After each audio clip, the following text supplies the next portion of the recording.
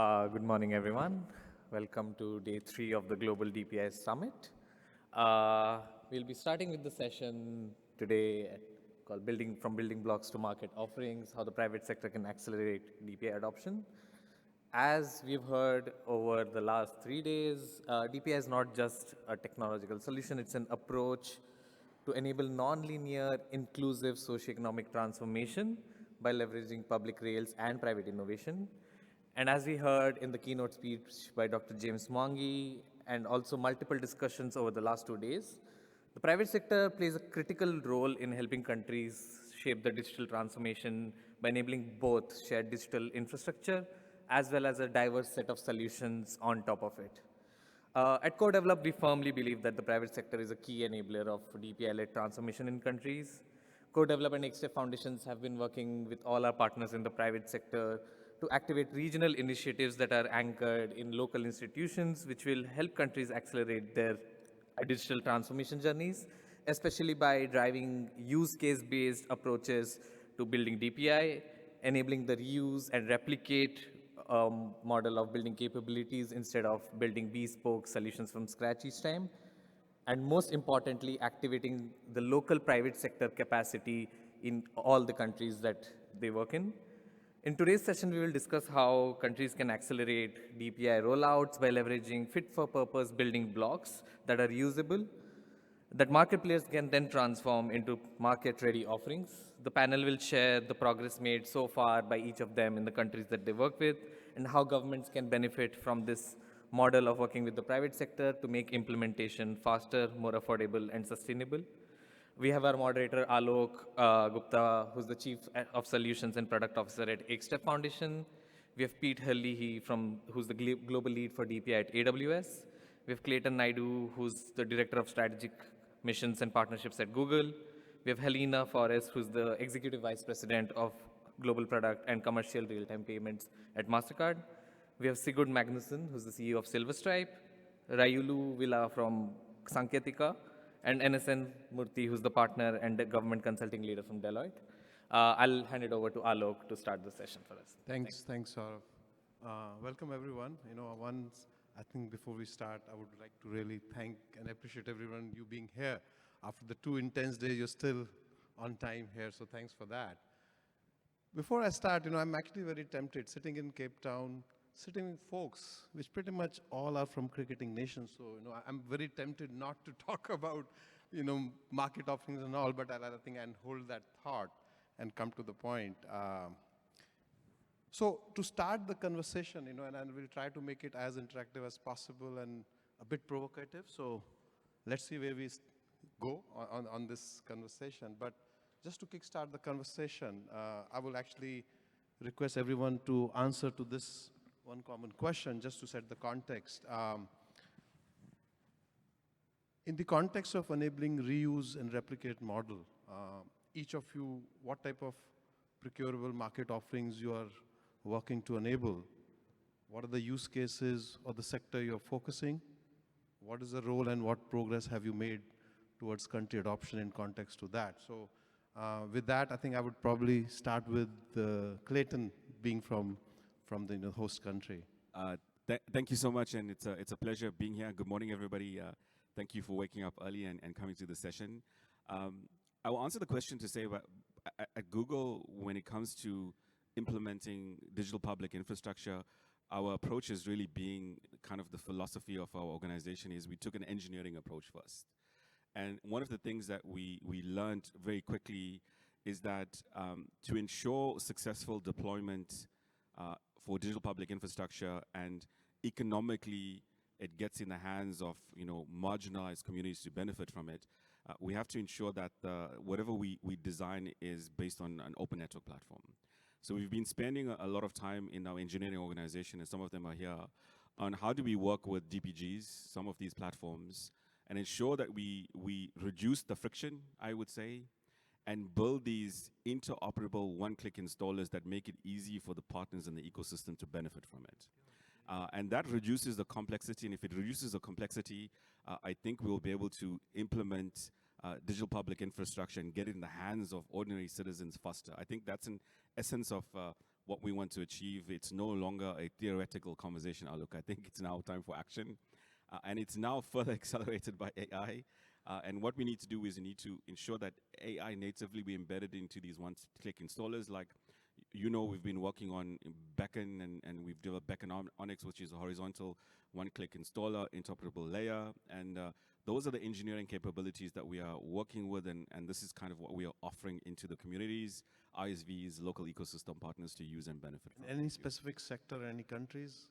At least my remit is focused on Africa. I think that's where some of the challenges are, and where I think we can almost accelerate the use of digital public infrastructure. We're seeing a lot of thematic areas around agriculture, which is why we were really excited about World Bank's interest in agriculture and leapfrogging that. We're seeing a thematic area on education. And what is fascinating to me is we're seeing a common use case starting to emerge that I think has, kind of multiple legs to it. And this is open networks for digital commerce. And how do we stimulate small businesses to participate into an ecosystem and build something using some sort of open networks platform? Okay. Thank you. Thank you, Clint. So let me come to Pete. So, we heard, of course, you guys also do a competition, right? You're in the same space. But I would like to hear from your perspective, where are you seeing the momentum? Where are you guys going? Yeah, thanks a lot. Morning, everyone. So, yeah, I think, first of all, we work with many customers, government customers, right, at all levels of government right around the world, right? So the first starting point for us is always like, what do they need? Turns out they all need DPI to some degree. And, whether or not they know it, whether or not they call it that, they all do need DPI. So the value of infrastructure, I think, is becoming clearer. So we start with that. And second, importantly, we're a utility computing organization. We're not an organization that provides our own DPI solutions and services. They exist in the market already. There's a huge, just go next door, you'll see a good sample of that. A huge supply of incredible DPGs, incredible DPI offerings. So our role is not to create new solutions and try and sell them to people.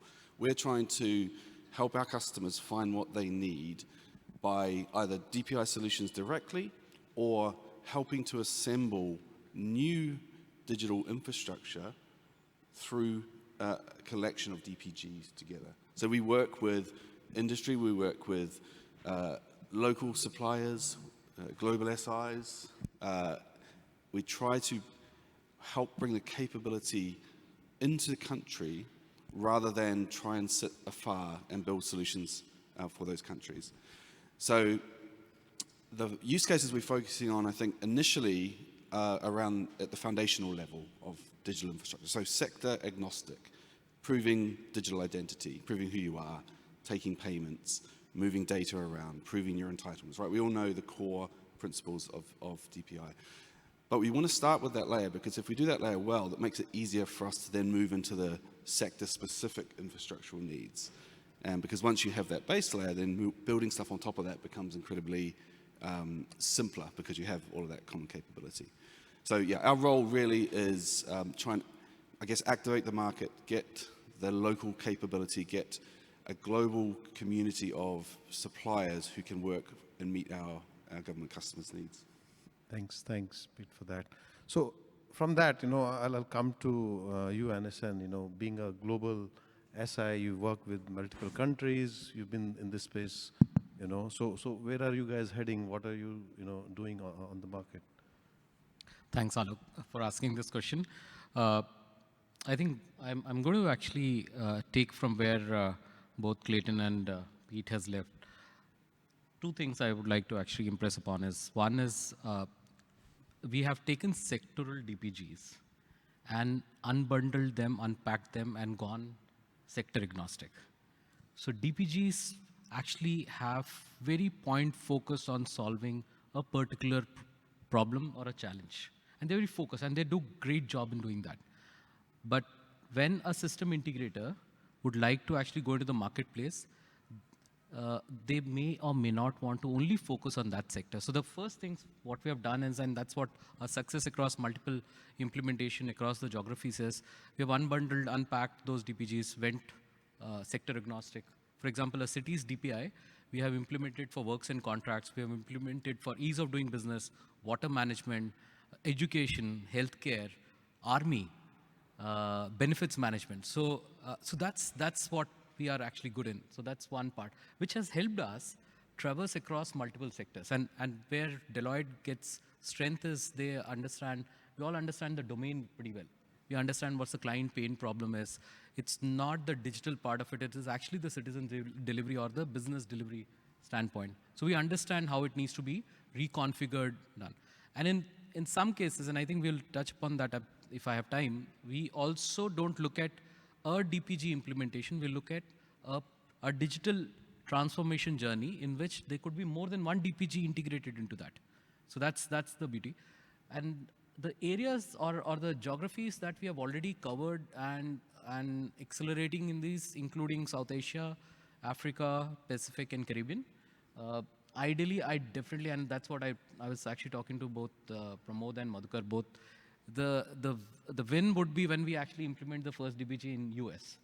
Because in the developed market, if you implement the DPG, that's the proof point for a DPG or a DPI. Thank you, thank you. So from here, I'll come to you, Helena. I mean, you've been, MasterCard has been in the financial sector for a very long time. With this whole DPI approach, help us hear what MasterCard is doing and what models you are seeing which may emerge in context to DPI.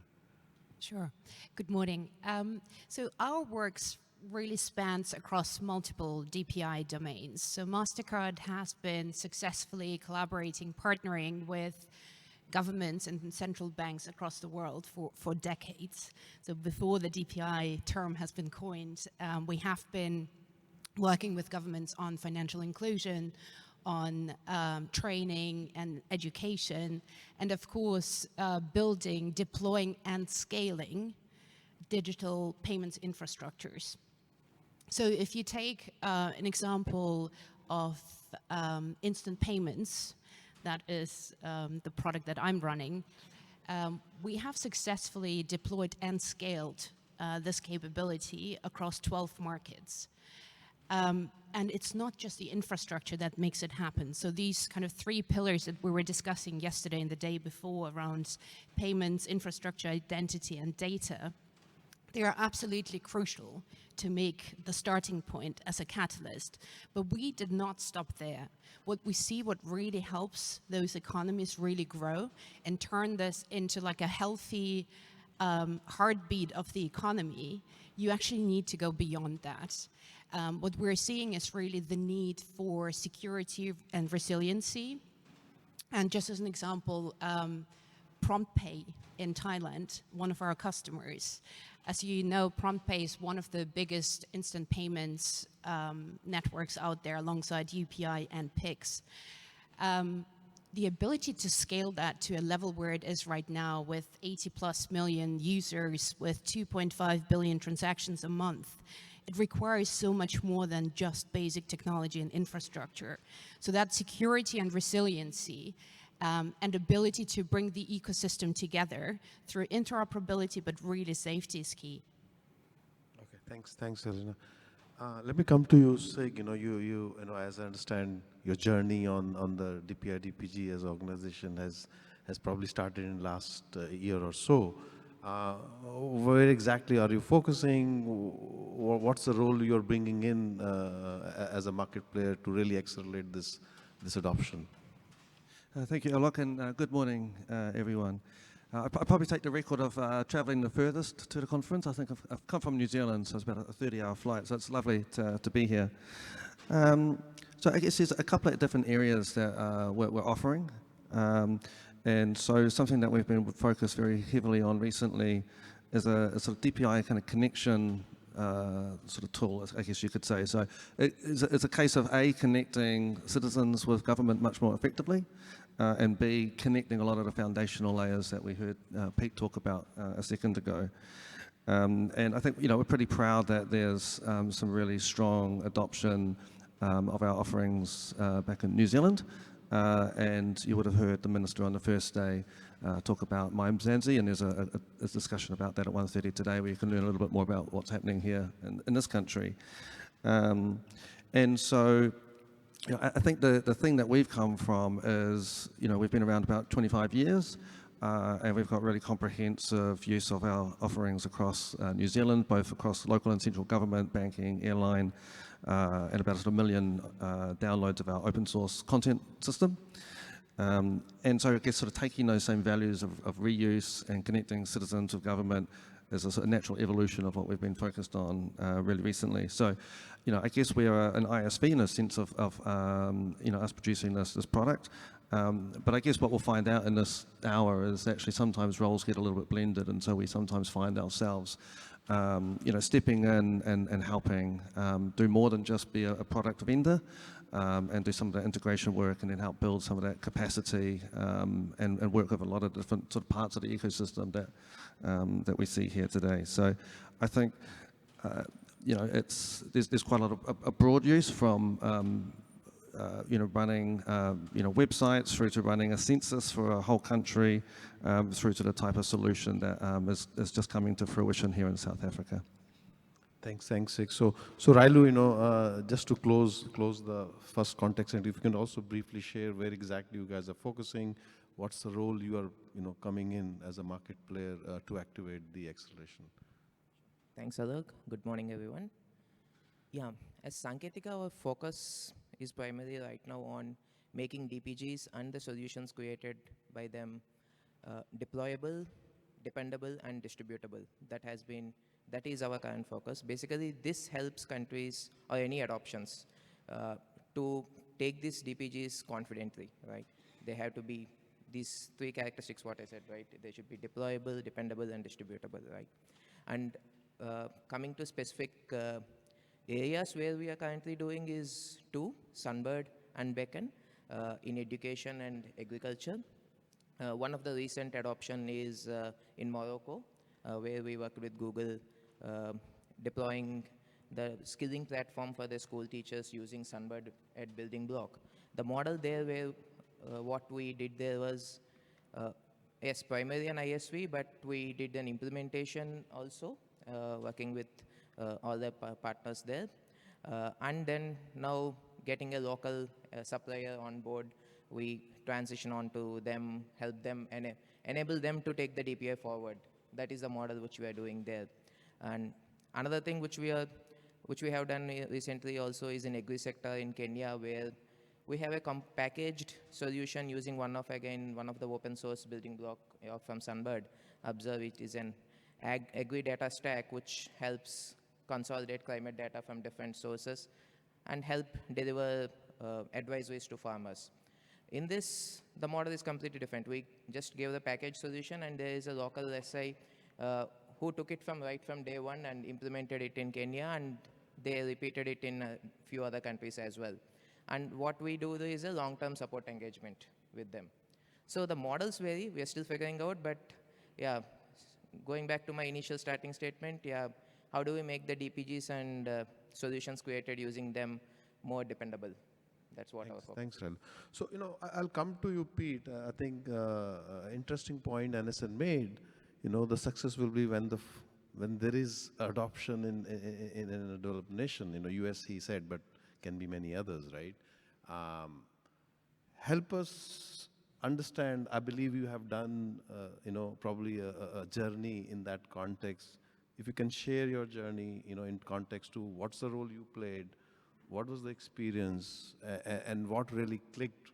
What did the value the country saw, not only from a DPI adoption perspective, but also, the model which you're trying to inculcate beyond the traditional SI model?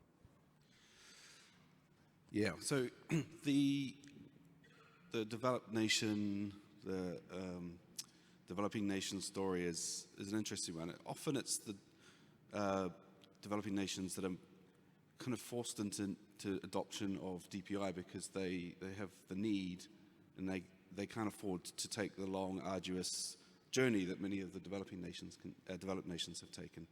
So in a country like New Zealand, where I'm also from, the government could, compared to many, afford to do the wrong thing for a prolonged period of time and get away with it. But in the developing nations, they're often leapfrogging the developed nations by taking a DPI approach.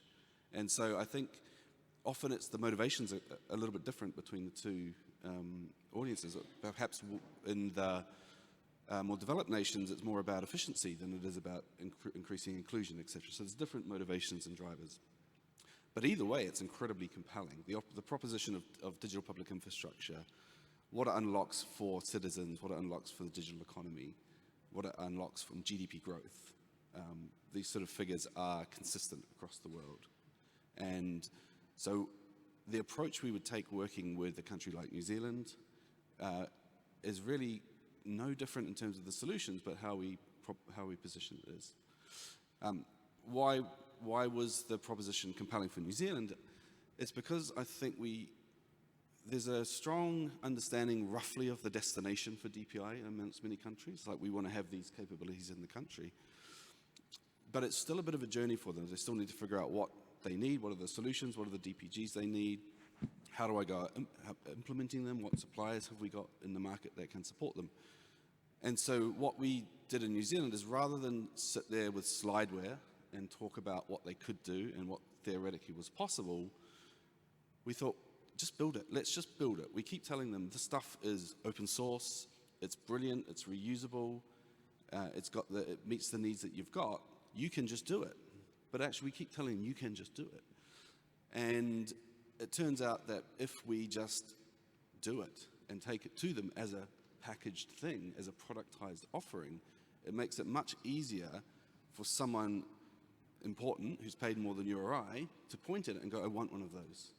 Because we've done the hard work for them. They can say, I can see how this works. I can see you've pre-integrated these things. I can see you've enabled the market. There's suppliers who can support this. So that approach is relatively new for us. We've been working on that in the last year or so, maybe the last 9 months, and it's proven a game changer. Frankly, the speed from initial conversation to adoption is dropped dramatically. You know, what used to take 1 or 2 years to convince someone to come along the journey to help them figure out the landscape is now something we're able to do in 1 or 2 months. And that is really a model I think we're going to embrace moving forward. We're going to engage heavily with the local suppliers, ISVs, with the DPGs owners themselves, and help take their solutions and impact to countries. So it's that productization, I suppose you'd say, like, just make it easy for people to get what they need, and the time from flash to bang becomes really short. And that's worked really well in New Zealand. It's worked well. It's allowed reuse of those assembled things into other countries. So the Mayamzansi work was based on what we put together in New Zealand. And that we did a few changes for the South African context very quickly, but within 10 weeks of sitting down in Johannesburg with Richard Gevers in the Digital Service Unit, we're sitting here watching Minister Soli Malatsi present that, running here in Cape Town, supported by local capacity inside the DSU. And I think that is a real blueprint for us to take forward and for countries to use moving forward as well. Thanks. So Clayton, I'll come to you, and you highlighted the point you've been working in, right now in multiple countries, actively engaging in agriculture, across Africa, and Google comes, as a foundation, a product company, right? That is a very deep, area of focus as an organization. And then we saw in last few days, right, the need to have local capacity, which you also briefly alluded in your initial speak, is critical, right? The journey of countries' transformation has to be, enabled through a local capacity. Help us understand what's your experience. I believe you guys have done some work in Morocco, and you're actively engaged in agri, as you're mentioning. Help us understand what you're witnessing and how you, as Google, are activating and enabling the local ecosystem in countries. Yeah, thanks, Alok. And some of the work you've been intimately involved in, and we'll start with a couple of use cases. But let me ground on the following, is that if we cannot achieve economic prosperity through digital public infrastructure for marginalized people, none of this matters. I think it's, it's no use building fancy UIs and so on if we're not able to meet, in the case of agriculture, the farmers where they are. And if you take the case of, let's just start with India, look, you know that the economic prosperity measure there was farmers saw a 15 to 20% increase in margin. I mean, that alone was a good indicator of the success. And open networks of digital commerce is now seeing almost 16 million transactions per month. Again, one of the things that we are focusing on in implementing DPI is making it simple and open and ensuring that the entire ecosystem is benefiting from it. I don't see it being a complicated technology problem. I think what we need to do is kind of meet the people where they are in their journey, where they are in their digital literacy. We are working now quite a bit with our Android team because, as much as we can provide, these DPI-driven, AI-powered-driven solutions to the communities, we still have a device problem, so we have to kind of resolve for that. So India is a very good model for agriculture. Sangetika has been working with us in Morocco. I think in Morocco was a perfect use case of how we can go from 0 to 1 in a very, very short space of time. And again, it's beyond theoretical, it's beyond building the foundational digital rails. It's around what is the use case and how do we create these horizontal one-click installers, as you know, reduce the friction and get the solution in the hands of, in this case, the teachers to move fast enough and then kind of build it from there, right? So we are seeing these use cases now across most of the countries. We're also working quite deeply now with even South Africa that is looking to embed some sort of AI into their DPI solutions and kind of move with speed. Most of these economic sectors that we are working across Africa, is driven by foundational agriculture. I think food security is a big challenge.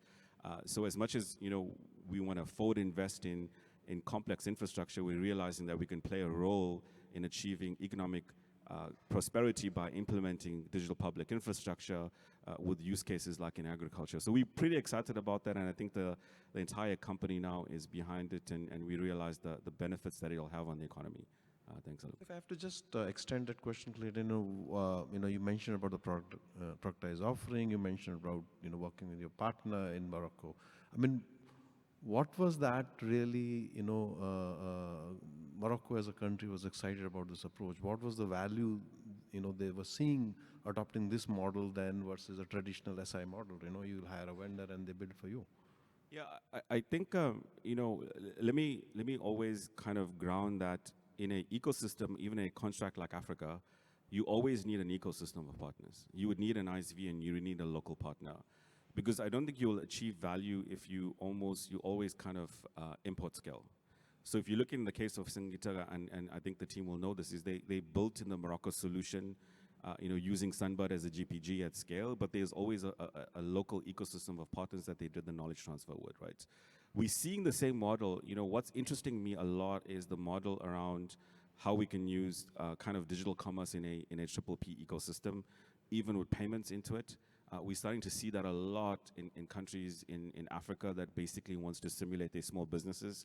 And we can come up with a very, very interesting model where, it's a combination of hyperscalers like us, a combination of, the giants in payments like MasterCard, coming together and building a solution using these horizontal interoperable layer to create these solutions that will benefit the small business using, ONDC as an example, right? So I think for me, where we set the opportunity for businesses in the ecosystem, if you're a system integrator and a local partner, if you're an ISV, right now using these rails, it's an incredible opportunity. And I think you should almost kind of be going after it. If you listen to the themes within the conference, there's an amazing opportunity that we see for these partners to grow and build their businesses. We want them to do it because if they grow and build their businesses, they're going to have to employ developers and coders, and this creates jobs for the economies, right? So I think it's an entire value chain of prosperity is what we're looking for.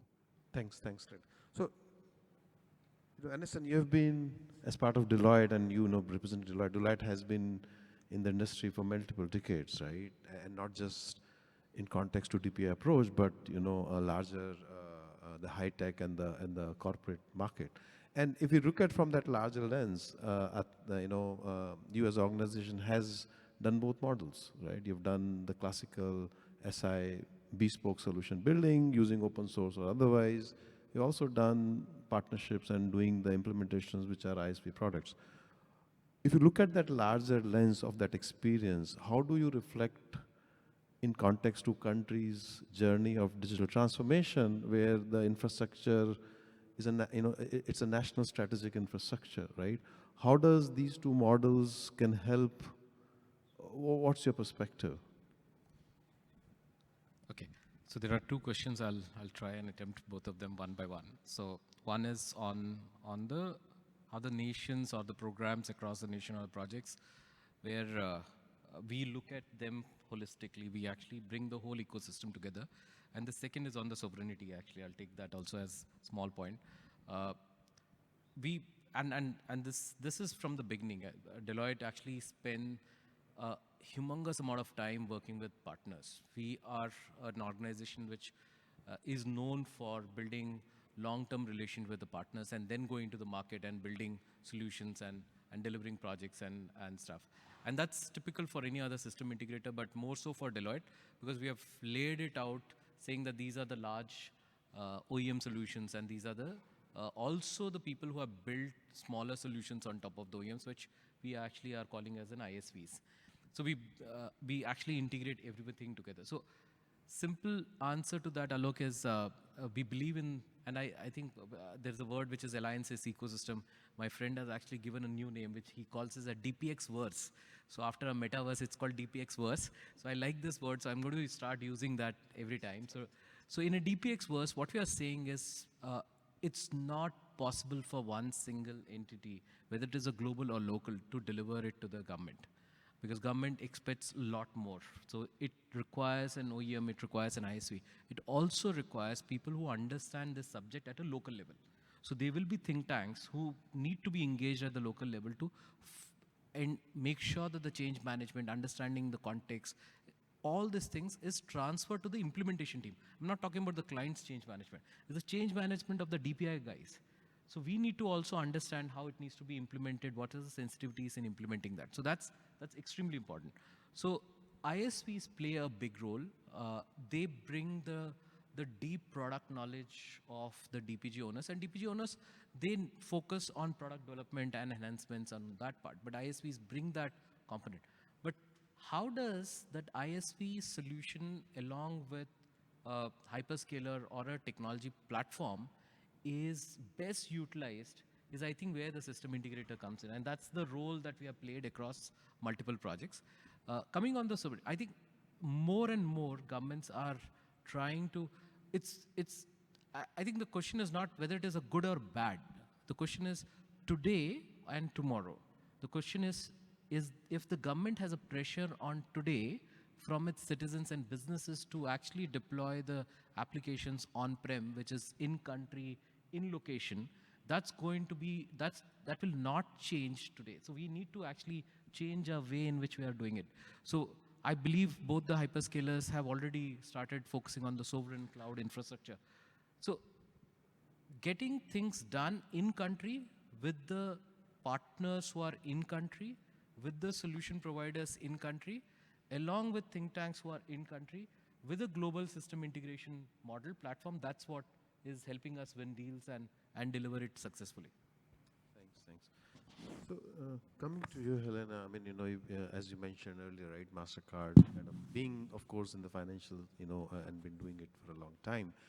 Now, as things are moving, if you can also share any specific projects, which MasterCard is engaged, where, with the whole DPI approach now coming, what's changing, right, for MasterCard, and what's the new thing you're doing? Maybe you can take one country example to be part of this. Absolutely. Well, to start with, our capabilities are designed in a very modular approach. They follow global standards and are following World Bank's DPI design principles. That makes the work, which my fellow panelists have pointed out with partners such as ISVs and system integrators, much easier. For us, it's important to give governments and central banks a choice, to inform them of what's available. I always keep saying that there isn't a silver bullet, and we have to be very honest about this. It's important to understand the the specific needs within the country. You can't just say something that works in country A is going to be a copy and paste for country B. The context is different, the starting point is different, the needs might be different, short term, mid-term, long-term. So understanding those complexities are incredibly important. What we bring to the table is the experience and the various examples that we see across the world in order to be able to give options and choices, and every option and choice will come with consequences. If somebody sells you an investment with high returns and zero risk, that doesn't exist, right? If you want something hyper scalable, highly resilient, catering for every possible use case, it will come at a cost. If you want something quick and simple to get you from nothing to somewhere, that's a different journey. So what we're trying to do is to work really openly in that partnership within the ecosystem to understand the needs and really present the different optionalities that set up the government and the central bank truly for success, something that they can forecast, manage, and really deliver in time. So I've mentioned Thailand earlier. PromptPay is another great example where within the first 3 years we have helped the central bank in the Philippines to digitize 50% of all of their retail payments. That was a clear DPI milestone, an objective that they had. But that was predefined and kind of agreed as part of that journey. And we were working with the various partners within that ecosystem to help them achieve that. Thanks. So, Railu, you mentioned you've been working in Morocco in education, right? And we heard, right, the need for the local capacity. You and an ISV sitting, your team in India, and you're working in Morocco, right?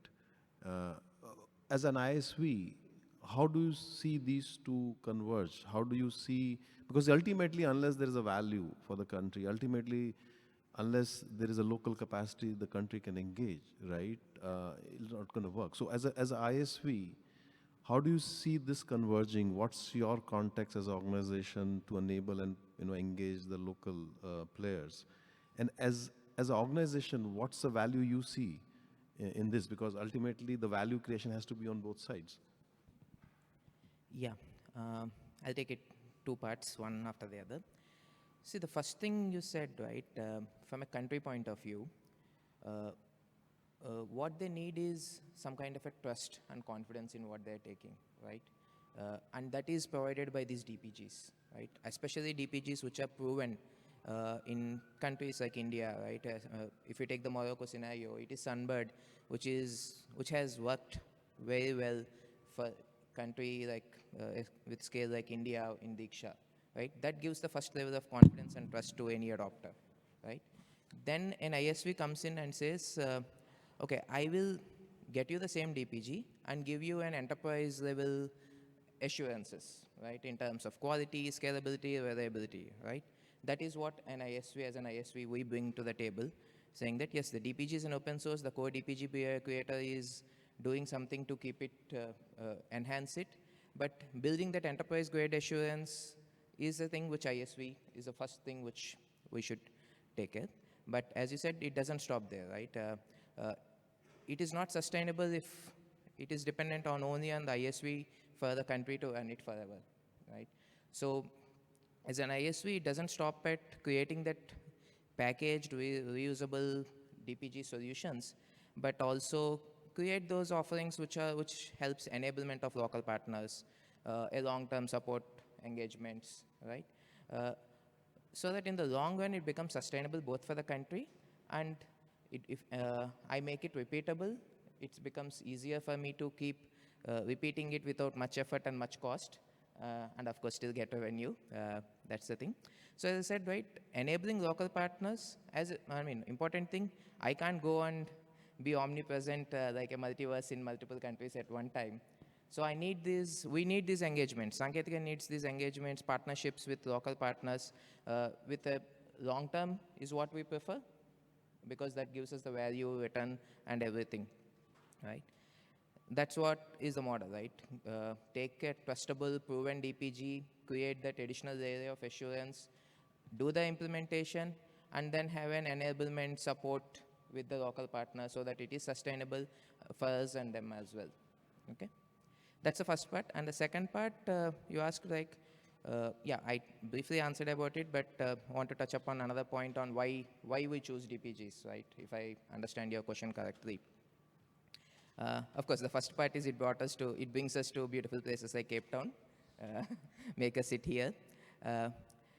But the other thing which we are now realizing is Sunbirded, yes, it is already there, the core is available. Now, as an ISV, I can do some additional layers on top of it, right? Some good interfaces, and now the some AI-based experiences on top of these DPGs. That is what we can focus more on, rather than spending more time on building the core. So that's what we are doing, and we wish to continue and take this forward like this. Come to you, Sig, and before I come here, I just want to share a little bit of a data point here before you come in. If I look at across the world, you know, we are talking about 13 countries with a population less than 1 lakh. Oh, sorry, 100,000. Sorry, sorry for my. We're talking about 25 odd countries, somewhere between 100,000 to 1 million.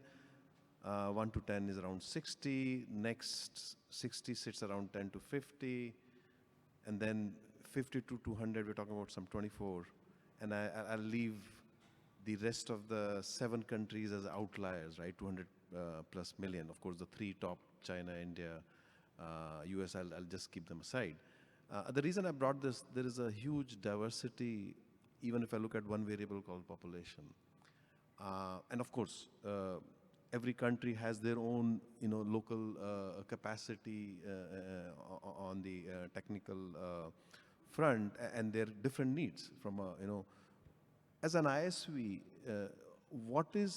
how do you enable to cater to such a diversified market on population front, on the cost viability front, on the technical local capacity, and how do you bridge that gap and yet meet the critical need of the country that it has to be through the local, you know, local private sector to help them enable the need?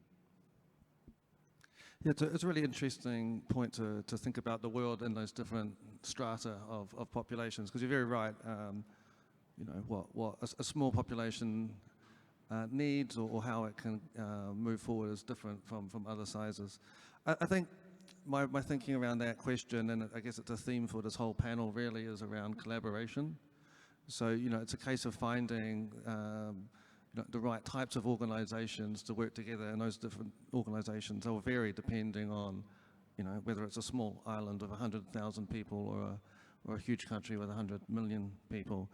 And I guess, you know, those elements of collaboration we've heard over the last half an hour, but I guess sort of from where I'm sitting, you know, we provide a piece.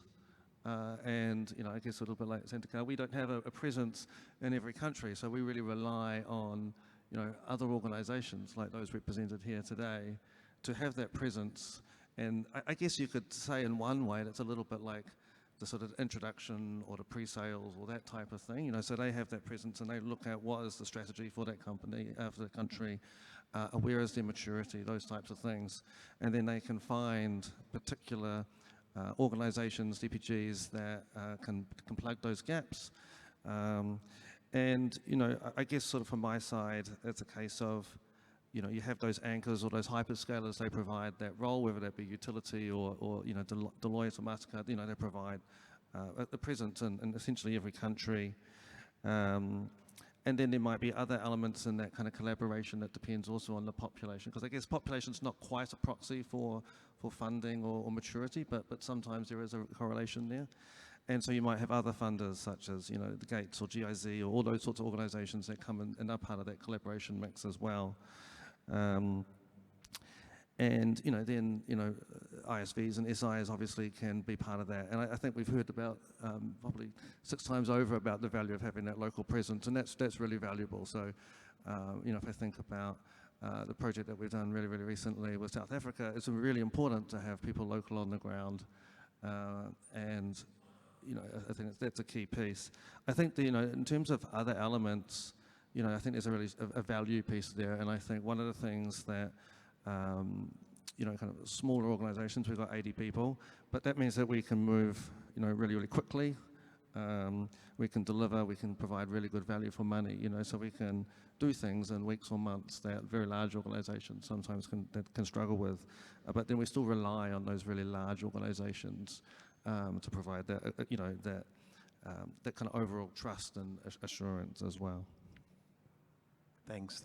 So, if we look at this, I mean, there are a couple of needs which are very important for a country, right?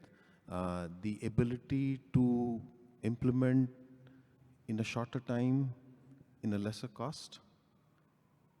But at the same time, the sovereignty is extremely, extremely critical, right? The country's ability to own and also have the ability to change, because any kind of a significant lock-in, whether it's a code or a vendor, is a serious, and a genuine need, right, to avoid that.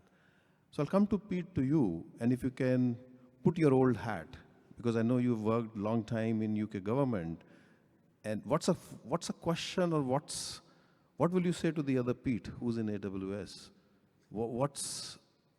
If you can just kind of go that conversation and see what are the things which can address that, because this creates that tension between, if I do the pure SI, I can own the whole thing, versus if I take a productized approach, do I have the sovereignty or not?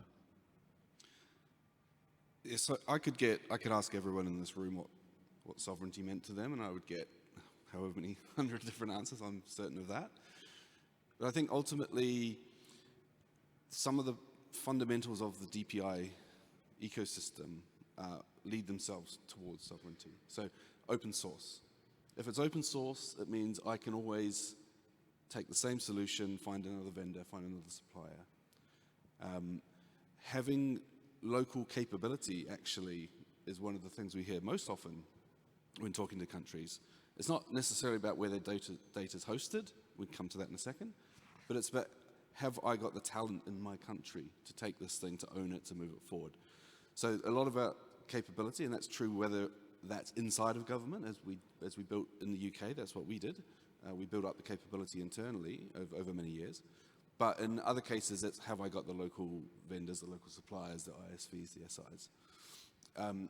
So those are two important bits of sovereignty. The other is portability, and the ability to know, not that I can click a button and it's now running on my on-prem, or I click a button and it's moving to a different cloud provider. It doesn't have to be instantaneous portability. I describe it as sort of pragmatic portability. Can I see what I would do if I need to move? Can I take, much like we would any IT project, right? We'd look at what are the risks that might come up, how will I mitigate those risks if they do come up? And I think portability, whether it's the SI, the local vendor, the cloud provider, whatever, all of those things, it's having a pragmatic path to say, yes, if that happens, then I can do these things and I'll be okay. If there is no answer on that row of the spreadsheet, it's always a spreadsheet, but if there's no answer on that row of the spreadsheet, then that's a bad choice. So we would never want somebody to use something they could see no path for. We'd never offer proprietary services that there was no equivalent for elsewhere, because then they're stuck. And if they're stuck, we lose trust, and we're in the relationships for the long term, not the short term relationships. And then on the physical, where is my data living? Where is my data being processed? Yes, we have lots of presence around the world, but we have lots of countries, of course, we don't have presence. And I think as an industry, and I'm sure Clayton would agree, we've done a pretty average job about explaining the range of options you have, from hybrid architectures to infrastructure that actually runs inside your data center, that is cloud connected and enabled, and to allowing you to choose what you're comfortable with, what your constraints might be, and some of them are legal, some of them are regulatory, some of them are emotional. But we've done a pretty poor job, I think, as an industry about raising that awareness. And as a result, there's somewhat of a false binary that people have when it comes to hosting. It's like, unless I'm 100% confident that cloud meets every need that I have, then I'm going to go on-prem. And we've got to do better to give people the option so that at least they're making those choices eyes wide open. Thanks. I don't know which hat that was I was wearing, but two hats. Yeah, I mean, I think if you have to close it and say, what is that one thing Pete AWS should do to satisfy Pete of UK as a government? I'm just role playing your, government. So is that one thing you think as AWS you would do to address that critical need? This is not a conversation I thought I'd be having today, but here we are. I said it will be provocative, so. Yeah, no, I think it's incumbent on organizations like ours, like everyone sat here, to do the hard work to make it simple for government. Often we give them the building blocks, great, and we say, "Okay, you can build what you want now, you've got all those building blocks." But increasingly, we hear governments, they're buyers. They want to buy the thing. They don't want to do that unless they have to. And that the market should, that's commodity now. The market should step in and do that so government can focus on unique things that government does. So I think for old me to talk to new me is basically do that hard work to make it simple for governments to adopt.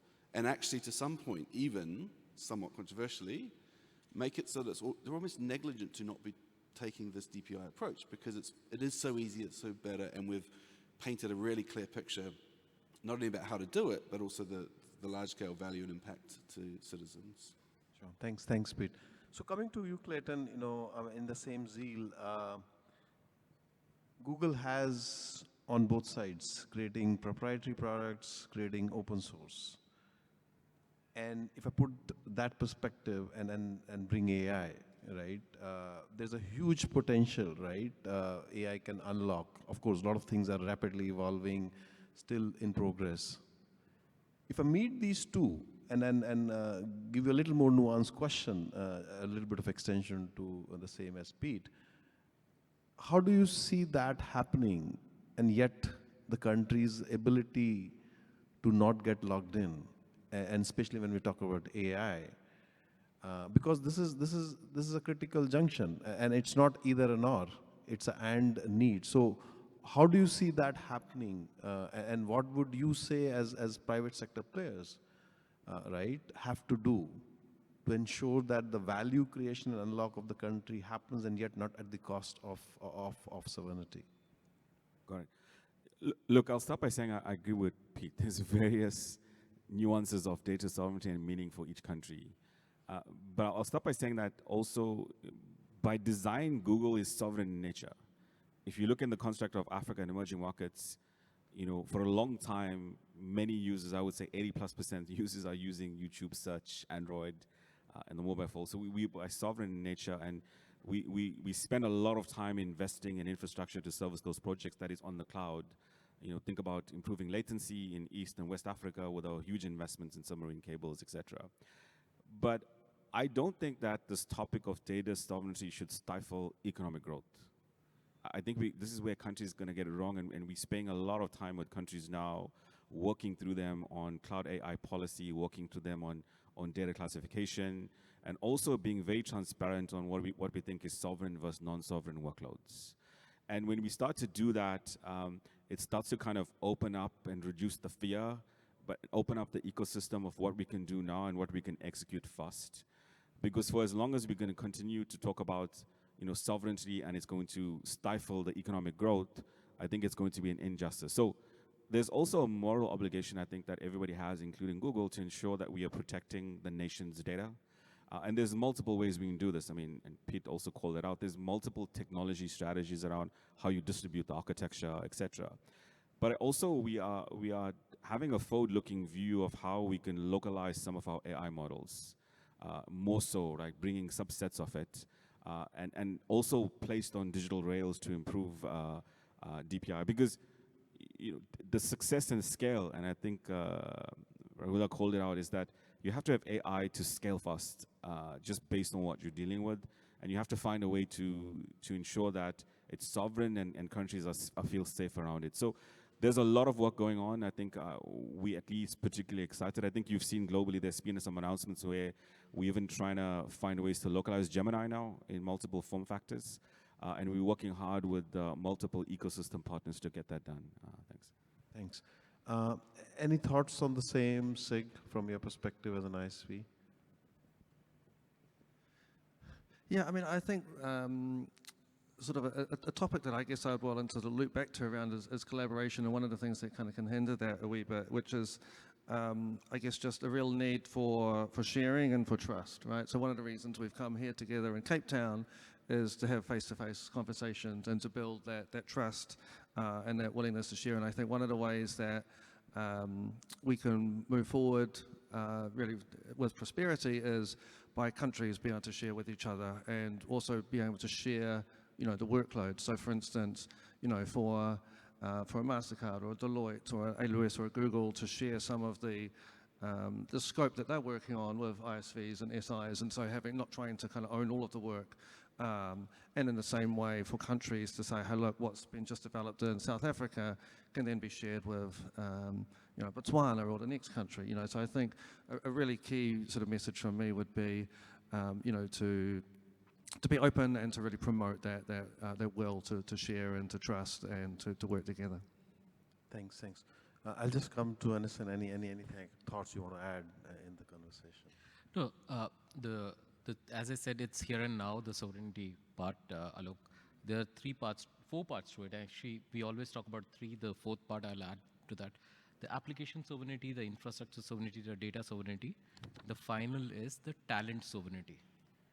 Okay, so I'll come to the fourth one, which is becoming most important. We are seeing it.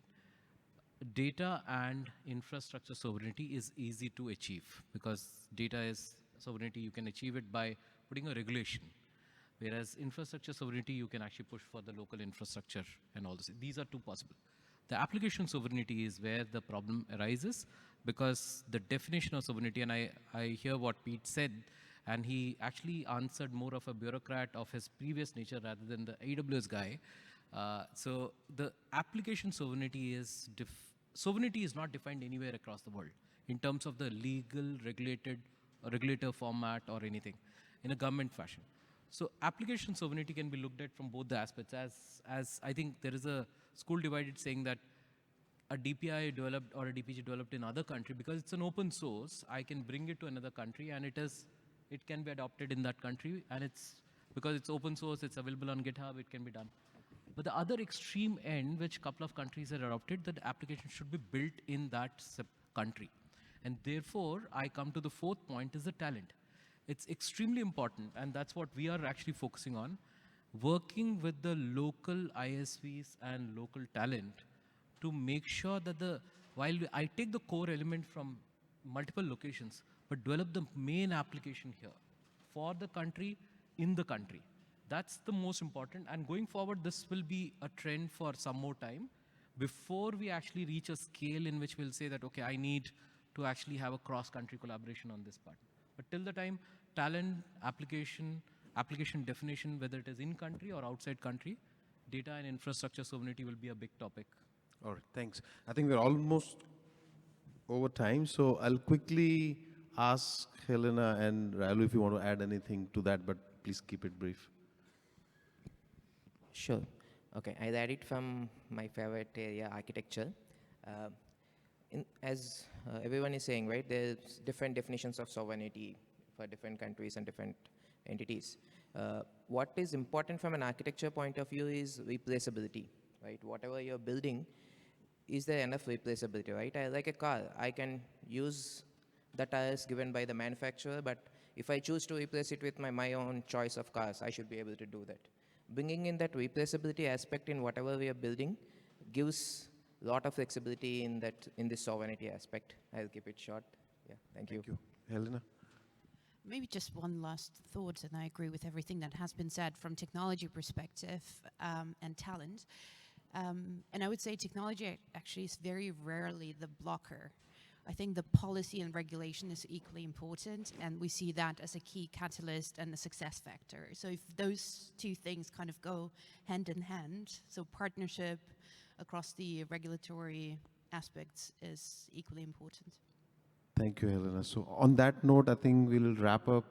I want to thank all the panelists here to have this conversation. I think if I have to really summarize, we need more models so that countries can move faster at much more affordable options. We've discussed in this event how the resources, we have to do more with the less resources. It's good to see there is a lot of progress being made to look at different models, but yet I think the journey is still in progress. There's still a lot of unanswered questions, and I think what is emerging very, very clearly, the need to have a larger ecosystem, collaboration, and probably a set of ecosystem standards emerging, because otherwise it will be very difficult for each country to figure it out on their own, whether it really meets all the needs. I think that's one takeaway I would take from this conversation to take it forward. So thank you all, and thanks everyone to be part of this conversation.